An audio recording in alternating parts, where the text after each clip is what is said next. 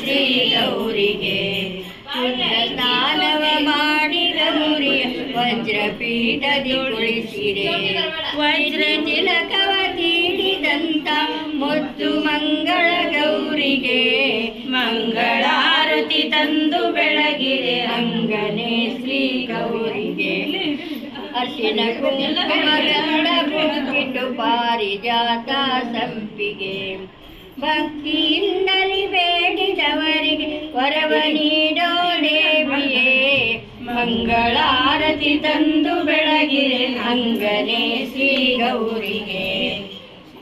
ಶೇಷಗಿರಿಯಲ್ಲಿ ವಾಸವಾಗಿ ಕೇಶವ ಗತಿ ಪ್ರಿಯಳೆ ವಾಸುದೇವನ ಕೊರಳಿಗೆ ವನಮಾಲೆ ಹಾಕಿದ ಪ್ರಿಯಳೆ ಮಂಗಳಾರತಿ ತಂದು ಬೆಳಗಿರೆ ಅಂಗನೆ ಶ್ರೀ ಗೌರಿಗೆ.